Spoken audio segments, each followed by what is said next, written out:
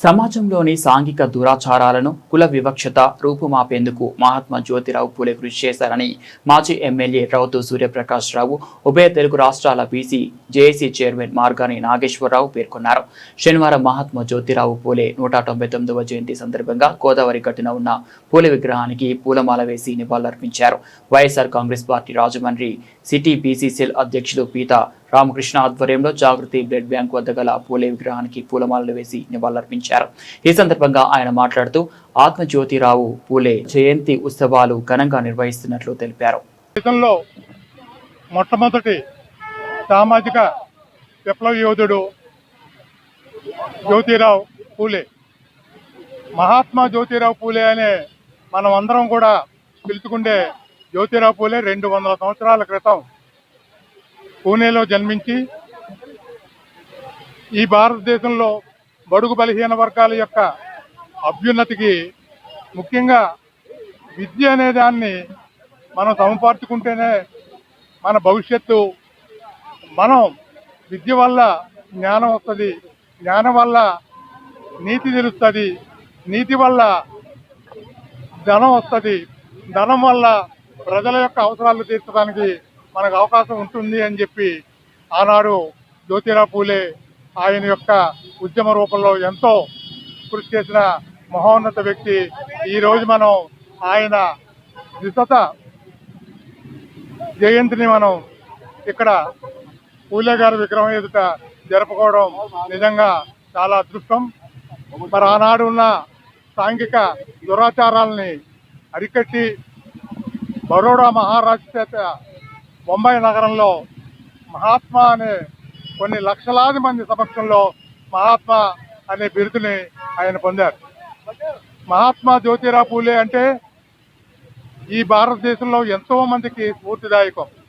ఒక రకంగా చూస్తే మన రాజమహేంద్రవరానికి చెంది మన ఆంధ్ర రాష్ట్రానికి చెందిన కందుకూరి వీరేశలింగం గారు నవయుగ వైతాళికులు. ఆయన కూడా పూలే గారి యొక్క స్ఫూర్తితో వితంతు వివాహాలని చేయడం మనకందరికీ తెలుసు. ఆనాడు బాలికలకి విద్య అనర్హులు అని చెప్పి మన మనువాద సిద్ధాంతాన్ని ఖండించి తన భార్యకు ఉపాధ్యాయులుగా శిక్షణ ఇచ్చి బాలికలకి విద్య జరిపి ఆనాటి వితంతువులను బాల్య వివాహాల వల్ల ఎంత నష్టమో అన్నది ఆనాడు చెప్పి ఆనాడు బాల్య వితంతువులందరికీ కూడా విద్య గరిపి ఆయన ఒక కుమారుడు లేకపోయినప్పటికీ యశ్వంత్ అనే ఒక బాలుణ్ణి పెంచుకుని అతనికి కూడా ఒక వితంతువునిచ్చి వివాహం చేసి అందరికీ ఆదర్శ పురుషుడయ్యాడు. ఈనాడు జ్యోతిరావు పూలే యొక్క 100వ జయంతిని మనం అందరం ఇక్కడ జరుపుకోవడం నిజంగా చాలా అభినందనీయం. అంతేకాకుండా మన మాజీ శాసనసభ్యులు రౌతు సూర్యప్రకాష్ రావు గారు అప్పుడు శాసనసభ్యులుగా ఉన్నప్పుడు జ్యోతిరావు పూలే 1827 ఏప్రిల్ 11వ తారీఖున జన్మించారు. ఈ రోజుకి కరెక్ట్గా 200 సంవత్సరాలు అయింది. ఆ రోజు ఆయన పోరాడినటువంటిది ఏంటంటే కుల వివక్షత. ఇవాళ సమాజంలో మనం చూస్తున్నాం, ఎక్కడ చూసినా కుల వివక్షత. అటువంటి కుల వివక్షత మీద ఆ రోజుల్లో బడుగు బలహీన వర్గాలు పేదవాళ్ళకి ఎవరికి విద్య బోధించకూడదనేటువంటి తీర్మానాన్ని వ్యతిరేకించాడు ఆయన. ఏంటి ఈ సమాజంలో ఎంత అన్యాయం జరుగుతుందని చెప్పి వ్యతిరేకించి తన భార్యని ఇవాళ మహిళలకి విద్య బోధించడానికి ప్రోత్సహించి ఇవాళ సమాజంలో మహిళలు అన్ని రంగాల్లో ముందుకు వస్తున్నారంటే దానికి ప్రథమ కారణం జ్యోతిరావు పూలే భార్య సావిత్రిబాయి పూలే. ఆ రోజు ఆమె ప్రారంభించినటువంటి విద్య ఈరోజు దేశాన్ని మహిళలు శాసించే స్థాయికి ముందుకు వెళ్ళగలిగాం. అలాంటిది ఒక బాబాసాహెబ్ అంబేద్కర్ గారు ఈ దేశంలో రాజ్యాంగాన్ని రచించాడంటే దానికి మూల పురుషుడు జ్యోతిరావు పూలే. అటువంటి మహోన్నత వ్యక్తి ఏ కుల వివక్షత మీద పోరాడాడో 200 సంవత్సరాలు అయినా ఇవాళ మనం చూస్తున్నాం. అమలాపురంలో ఎలా జరిగింది, కనీసం బాడీని కూడా పట్టుకెళ్ళనిస్తలేదు దళితులది. అంటే ఏంటి, మనం ఎక్కడికి పోతున్నాం?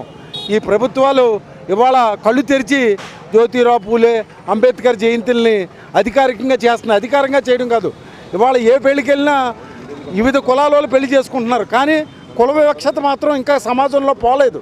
కుల వివక్షత పోయిన రోజునే జ్యోతిబా పూలేకి నిజమైన నివాళులు అవుతుంది. ఇవాళ సమాజం మనిషి ఎంతగానో అభివృద్ధి అయ్యాడు.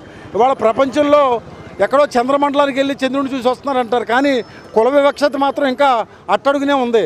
ఎన్ని చూసినా నీ కులం ఏంటి, నీ జాతి ఏంటి, నీ మతం ఏంటి అనే రోజు పోయిన రోజే జ్యోతిబాకి నిజమైన నివాళులని చెప్పి జ్యోతిబా పూలే ఆశయాలు నెరవేర్చినట్టు అవుతుందని చెప్పి మేము మాత్రం ఆయన ఆశయాలకి అంకితం అవుతామని చెప్పి ఆయన ఏదైతే బోధించాడో అలాగే మన పార్లమెంట్ సభ్యుడు, మాజీ పార్లమెంట్ సభ్యులు శ్రీ మార్గాని భరతరాం 72 సంవత్సరాల తర్వాత ఒక బలహీన వర్గాల వ్యక్తి పార్లమెంట్కి ఎన్నికయ్యాడంటే అది జ్యోతిరావు పూలే ఆయన యొక్క ఆశయాలు. అలాంటిది ఆయన ఆశయాల కోసం మేము కడసారి పోరాడుతూ కుల వివక్షతని నిర్మూలించడానికి సంపూర్ణంగా మా వంతు మేము కృషి చేస్తామని చెప్పి తెలియజేసుకుంటూ జోహార్ జ్యోతిరావు పూలే. అందరికీ నమస్కారం. ఈ రోజుని జ్యోతిరావు పూలే జయంతి సందర్భంగా మరి ఇక్కడ కార్యక్రమం చేపట్టడం జరిగింది. ఆయన కోసం మాట్లాడుకుంటే మా వయసు కూడా సరిపోదు, చాలా పెద్ద పెద్ద వ్యక్తులు. ఆయన ఆశయాల కోసమే మాట్లాడుతాను. ఎందుకంటే బడుగు బలహీన వర్గాల కోసం పోరాడి మన హక్కులు కాపాడుకోవాలని, ప్రతి ఒక్కరు చదువుకుని మన హక్కుల కోసం పోరాడాలనే నిర్ధారణతో తీసుకొచ్చింది ఆయన. అలాగే ఇప్పుడు నా తరపున ఏంటంటే ఇది పెద్దవాళ్ళకే కాదు, నేడు తరానికి కూడా తెలియజేసేలాగే ఈ పోరాట యూదులు చాలామంది ఉన్నారు. అంబేద్కర్ కానీ చాలామంది ఉన్నారు. వీళ్ళందరూ కూడా ఒక స్కూల్లోని క్లాసులో కూడా సబ్జెక్టులు పెడితే నెక్స్ట్ జనరేషన్ కూడా అందరికీ కూడా ఒక అనుభవం వస్తుందని చెప్పేసి వాళ్ళ ఆశయాలతో ముందుకెళ్దాలని కోరుకుంటూ, అలాగే ఇక్కడికి వచ్చినటువంటి వైఎస్ఆర్సీపీ కార్యకర్తలందరికీ, కుటుంబ సభ్యులందరికీ కూడా నా ధన్యవాదాలు తెలియజేసుకున్నాను.